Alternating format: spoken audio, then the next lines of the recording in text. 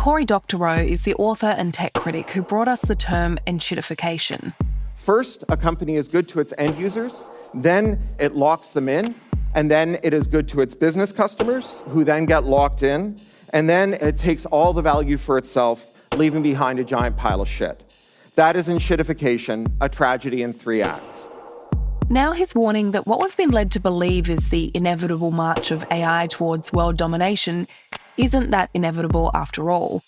And actually what we're marching towards could be the end of the AI bubble. Because every time you ask ChatGPT, Claude or Gemini a question, companies like OpenAI are losing money. The more we use, the more they lose. And while those AI giants burn through billions of dollars a year, gambling that eventually they'll figure out how to turn it into a profitable business, the world's economy is hanging in the balance.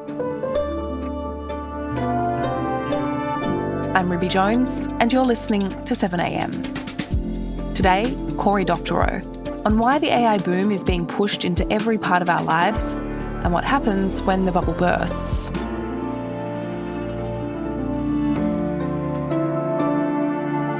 It's Tuesday, July 28.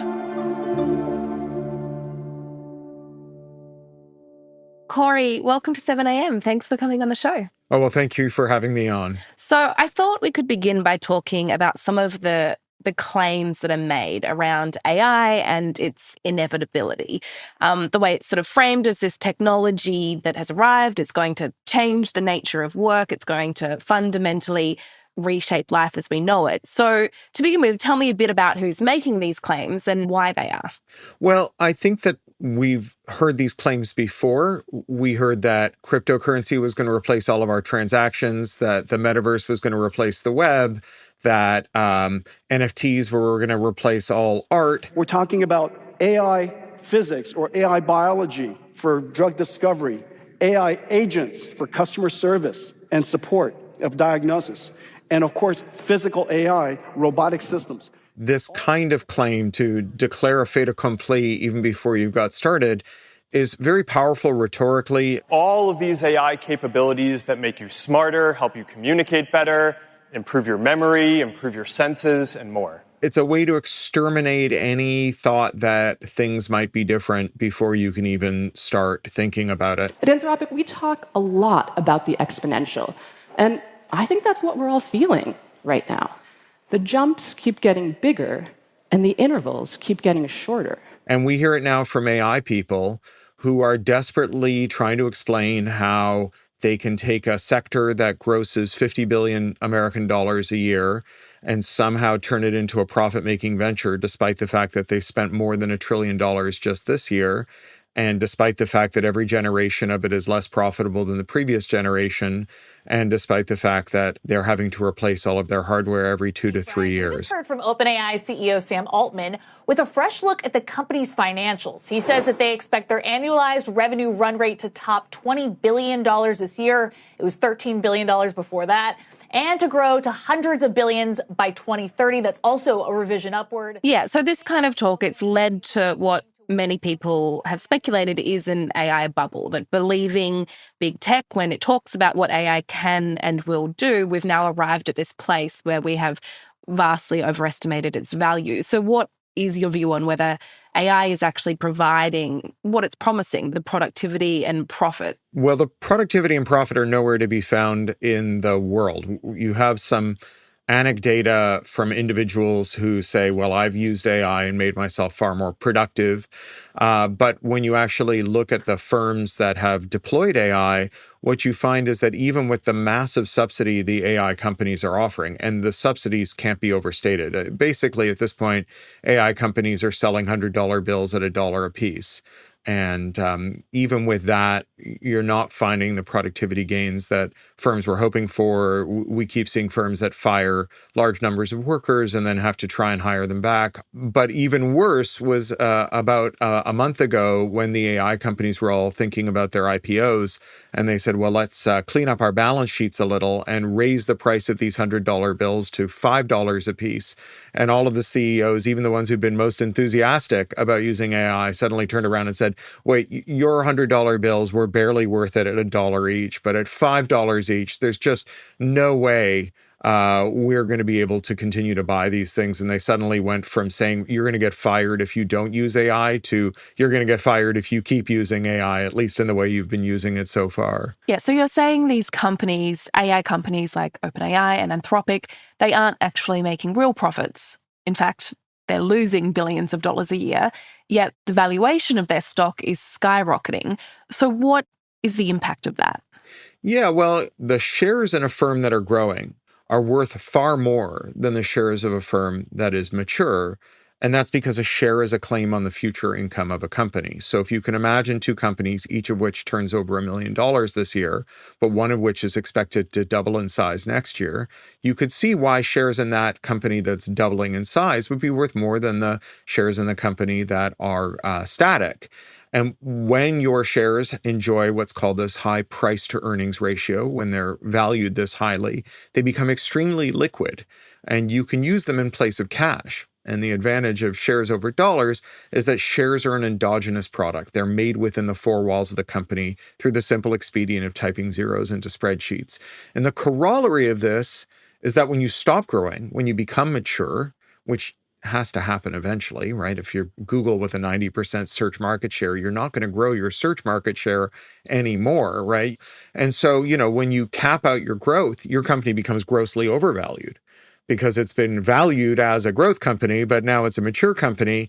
And at that point, you see these panic sell-offs. This is why every time tech companies announce very small slowdowns in their growth or reversals, you get these mass sell-offs. Facebook had a $240 billion one-day sell-off in the first quarter of 2022 after announcing it had slightly fewer American signups than they'd anticipated. On Wall Street this morning after shares of Facebook's parent company plunged yesterday. Meta's stock continuing to tumble this week after a disappointing report this quarter. Shares in Facebook, now called Meta, plunging 26% after results showed people are turning away from the social media platform. It was the largest decapitalization of any firm in the history of markets until it happened again to NVIDIA a couple of years later, this time to the tune of $750 billion. But if you can't grow, well, the next best thing is to promise you're going to grow, right? To say, well, look, we're about to conquer a new imaginary market in NFTs or Web3, or now that AI is getting a little stale, it's super intelligence. And, all of these things benefit in part from having technical meanings that aren't well understood or even well defined. So you can claim that you're going to conquer a market that no one else understands, which means when they say that market isn't worth what you say it is, you can riposte by saying, I'm the only person in the world who even knows what this market is. So how can you tell me it's not as big as I claim it's going to be?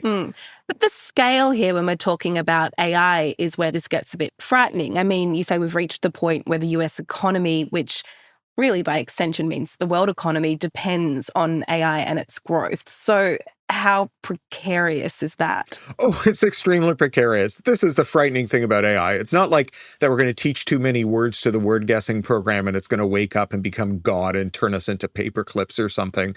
It's that 7 firms, 6 of whom are losing money to the 7th one, represent 35% of the S&P 500, the most important financial index in the world. They are all passing around the same $100 billion IOU and pretending that it's in all of their bank accounts at once, which, to call that accounting fraud is to do violence to the noble accounting fraud. And at the same time, every new generation of AI is less profitable than the previous one. Every new customer for AI costs the AI companies money. And every time the AI companies have a customer that uses their products, they lose even more money. Meanwhile, the actual hard assets, the data centers, the GPUs, they're being replaced every 2 to 3 years. And I think we underestimate just how much of that hard capital has to be thrown away with every generation of the technology.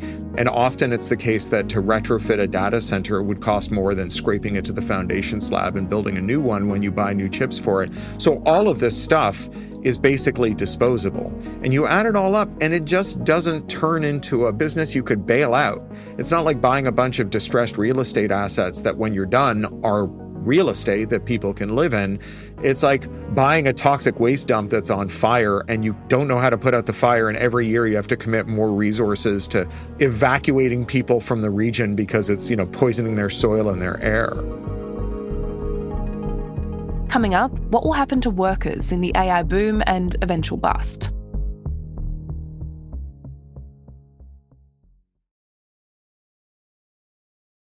So, Cory, you in your book make the case that nothing is inevitable about AI, and the best way to think about it is in terms of whether we are driving it to work for us or whether it's being used to force us to change our behaviour. Talk me through that idea. Yeah, for sure. This isn't the first time labor and automation have come into conflict.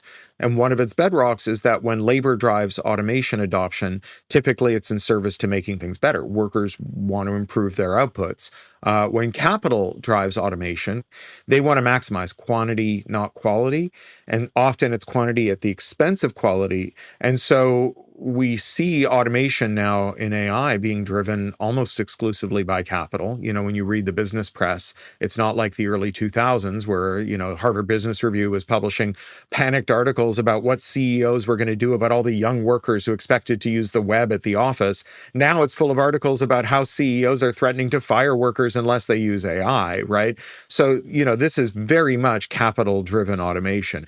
But when you are the weakest link in the chain, when you're the bottleneck in the output of the machine, then you're going to be worked at the absolute limit of your capacity by a machine that by definition can last longer than you, move faster than you, and is stronger than you, which means that the minute you make a mistake, you're in for a world of hurt. Amazon built the world's most automated warehouses. They're also the warehouses with the highest rate of injury. That's not a coincidence. It's the consequence. You don't pay 8 figures for warehouse automation and run the machine slower than you need to. And when you run the machine at the maximum speed of the people who operate in it and around it, that means that the minute someone gets something wrong, they get impaled on a forklift. Can we talk a little more about workers? Because your contention here seems to be that tech companies are pushing the exponential growth of AI because growth is key to their survival. To do that, they are in turn convincing bosses of companies that AI can do the jobs of their workers, meaning that they'll be able to either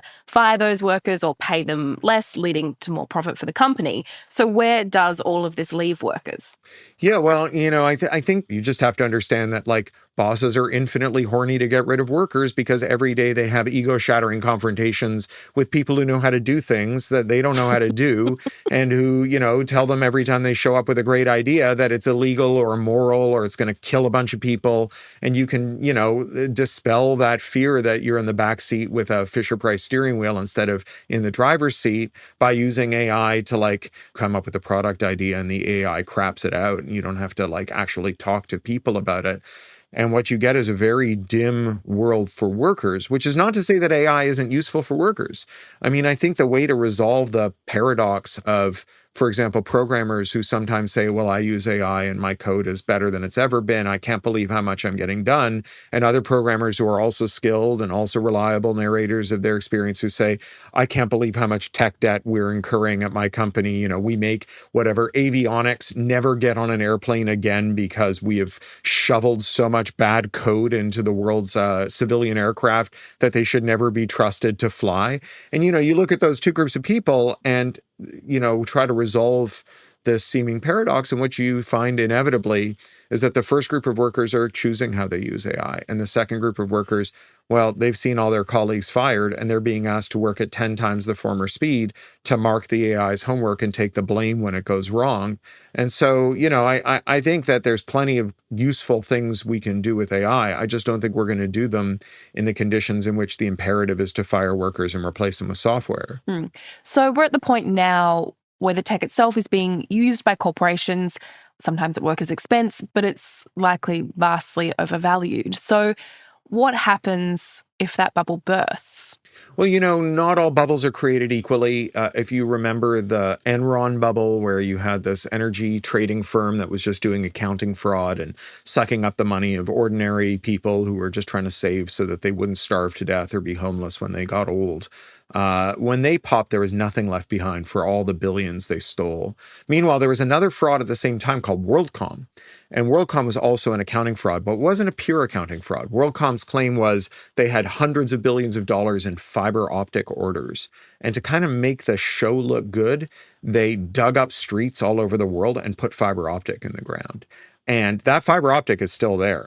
So when you look at contemporary bubbles like cryptocurrency, it's not really going to leave anything behind. When crypto goes to zero, we'll have like ugly monkey JPEGs and stupid Austrian economics. But when AI goes to zero, well, we'll still have data centers, we'll still have GPUs, we'll have a lot of workers who know how to do stuff. And we're going to have these open source models that have barely been touched, barely been optimized. And every time someone looks at them, they can find all kinds of ways to make them perform better. And I think if anything, we'll probably see some pretty good stuff as a result of that, notwithstanding that the economic crisis is going to be terrible. And when a third of the stock market is vaporized because these firms, have to finally mark their assets to market and stop pretending that their IOUs are in all their bank accounts at once, we'll probably see governments around the world do austerity again, which is just going to drive more people into the arms of fascists. But in terms of the technology, it'll probably be a bit like Web 2.0, where all the stupid bosses left the Bay Area and you could buy the servers they left behind for pennies on the dollar, and all the workers who had interesting ideas for what to do suddenly didn't have to convince their bosses that these were good ideas, and they hired each other and made some interesting stuff. I was living in San Francisco when the dot-com bubble burst, and one of the things that I'd always craved during that whole bubble was these very fancy ergonomic chairs from Steelcase called the Leap Chair that were about $1,500 each. And I remember a day walking through the Mission where I lived, and there was a dot-com CEO in front of the office where he just lost his lease, selling like a fleet of Steelcase Leap chairs still in the plastic for $25 a piece. I bought 6 of them and used them as a dining room set for the next 10 years, right? The idea of like buying AI now, it's like buying your Steelcase Leap chairs in like the spring of 2020 when you can see the fall of 2020 coming at you like a freight train, when you're going to be able to buy things for pennies, right? Just wait. If you really feel you need a sovereign AI, just wait and buy it then. Well, Cory, thank you so much for speaking with me. Well, thank you very much. Cory Doctorow is in Australia this August for appearances at Sydney's Festival of Dangerous Ideas and in Melbourne at the Capitol, presented by the Wheeler Centre and Now or Never. His new book, The Reverse Centaur's Guide to Life After AI, is out now.